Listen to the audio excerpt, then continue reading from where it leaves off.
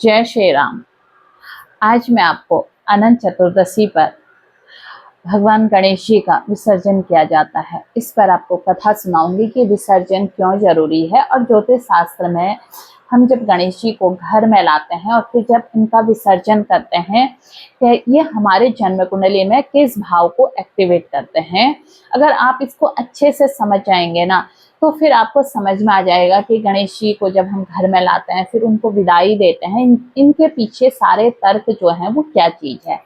तो चलिए शुरू करते हैं। इस कहानी के माध्यम से मैं थोड़ा सा आपको बताती हूँ। छोटी सी कहानी है, इससे आप समझ जाएंगे।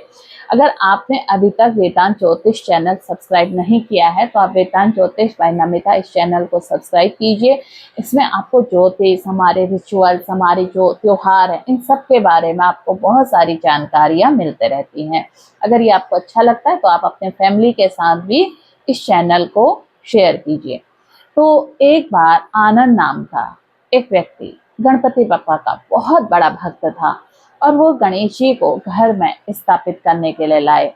अब जब जिस दिन विदाई देने के दिन था, अभी तक उसने इतनी उनकी भक्ति करी थी कि विदाई देने से एक दिन पहले वो बहुत जोर जोर से रोने लगा कि गणेश जी, मैं आपसे इतना प्रेम करता हूँ, मैं आपको इतना प्रेम करता हूँ, मैं कैसे आपको अपने से अलग करके आपको विसर्जित कराऊं, मैं नहीं कर सकता हूँ।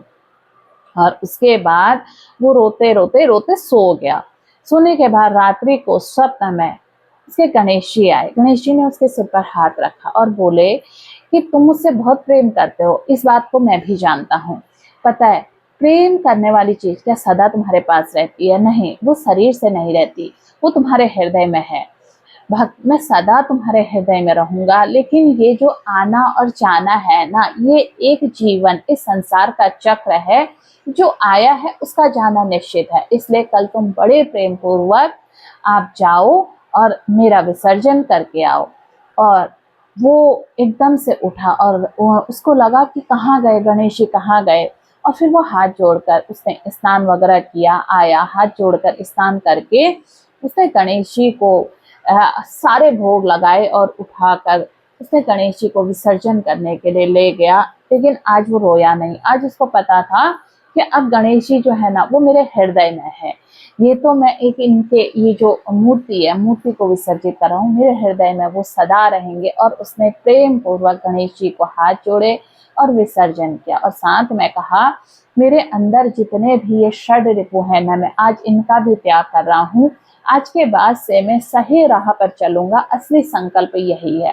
तो हमें भी अपने जीवन में क्या सिखा कर जाते हैं, जब से हम गणेश जी को घर लाते हैं तब से लेके इन 10 दिनों में हम क्या सीखते हैं। यानी कि हम चतुर्थी के दिन इनको घर में लाते हैं और 14 के दिन इनका विसर्जन करते हैं। तो इस बीच में हम जो भी क्या पूजा करते हैं, उससे हम अपने आंतरिक सफाई भी करते हैं।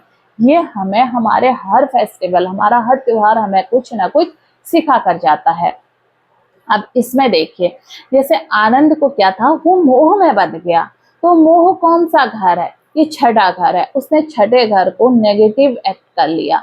अच्छा, जब अब मैं इसको थोड़ा सा आपको जन्म कुंडली के अनुसार बताती हूँ। जब भी कोई हमारे घर में आता है तो सुख, समृद्धि, एक तरह से शांति, ये सब चीजें आती हैं। तो ये हमारा ना चौथा भाव है।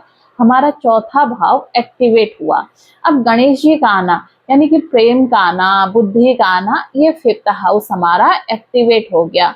तो हमारा पंचम घर एक्टिवेट हुआ, हमारा चौथा घर एक्टिवेट हुआ। अब अगर हम चौथे घर के मोह में फंस गए, यानी कि हम चौथे घर के ही, हमारा जो कंफर्ट जोन है, हमें गणेश जी अच्छे लगे और हम उसी में फंसे रह गए, तो वो क्या हमारा कंफर्ट जोन हो गया। लेकिन इसको हमने बैलेंस करना है। बैलेंस करने के लिए हमें जन्म कुंडली में 12वां भाव दिया है। 12वां भाव क्या है? त्याग का भाव है। और विसर्जन यानी कि मुक्ति का भाव है। जो आया है उसका जाना निश्चित है। ये हमें हमारे फेस्टिवल, हमें जो हमारी प्रकृति, हमें सब कुछ यही सिखाती है। लेकिन क्या है ना, हमारे अंदर अहंकार इतना रहता है, हम इन चीजों को समझने को तैयार ही नहीं होते हैं। अब क्या कहते हैं, 12वां भाव विसर्जन का है, तो उसके ठीक सामने ना हमारे षड्रिपुओं का भी भाव आता है।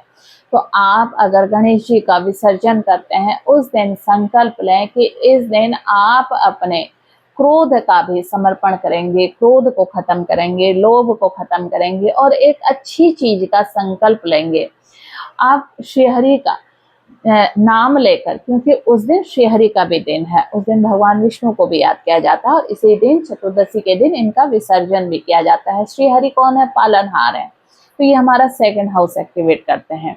अब जब आप विसर्जन के लिए जाते हैं तो एक नारियल अपने साथ ले जाइए और उस नारियल को भी विसर्जित करके आइए और भगवान से हाथ जोड़िए कि हे विघ्नहर्ता, जैसे आप सबके दुखों का अंत करते हैं, इस नारियल में मैं अपने सारे जो मेरे बुरे कर्म हैं, जितनी मेरी बुराइयां हैं, इस नारियल के साथ मैं अपनी बुराइयों को प्रवाहित कर रहा हूँ, बहा रहा हूँ।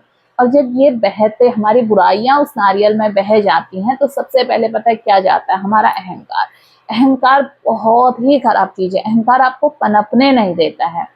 अहंकार आपके अंदर छोटी छोटी चीज, पता नहीं चलता कि ये अहंकार है क्या, हमें पता ही नहीं चलता। कोई व्यक्ति मानने को तैयार नहीं रहता हमारे अंदर अहंकार है।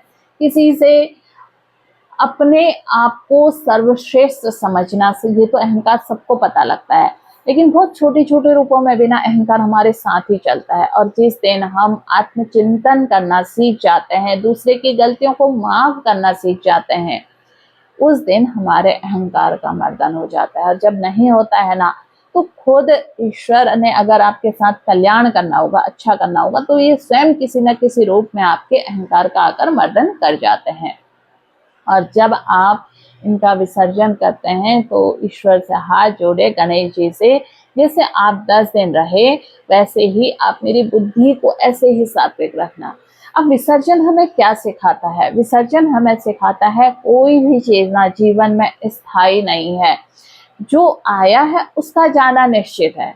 और जिस दिन हम अपने फेस्टिवल, अपने इन त्योहारों से इन चीज़ों को समझ लेते हैं, वह समाज में इसके पीछे तर्क चल रहे हैं कि इनका ये नहीं होगा, वो नहीं होगा। देखिए, जो हमारे घर में मूर्ति हमेशा जिनकी पूजा पाठ होती है, उनको हम विसर्जित नहीं करते हैं।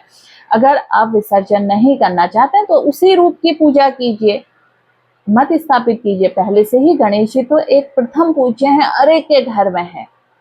और वैसे भी ये महाराष्ट्र में जो त्योहार था, बाल गंगाधर तिलक जी ने लोगों को एकत्रित करने के लिए एक महोत्सव बनाया था। और कहते भी हैं कि गणेश जी का तो जो उत्तराखंड में है, यहाँ इनका घर है, यहाँ पर तो ये पहले से स्वतः ही है। और किसी के घर से हम किसी को कहाँ विदा करेंगे? पर देखा देखी के चक्कर में हमने स्थापित करना, ये करना अलग से, क्योंकि हमें अपने आप को दिखाना भी तो है कि हम भी फेस्टिवल मनाते हैं। बिना उस तथ्य को जाने हम आयोजन करते हैं। आप कीर्तन, आप भजन, किसी भी चीज का आयोजन कर सकते हैं। आप गणेश जी के भजन करा सकते हैं, लेकिन अब जब आपने स्थापित कर दिया, वो ले आया, तो भाई उसका विसर्जन करना तो आवश्यक है।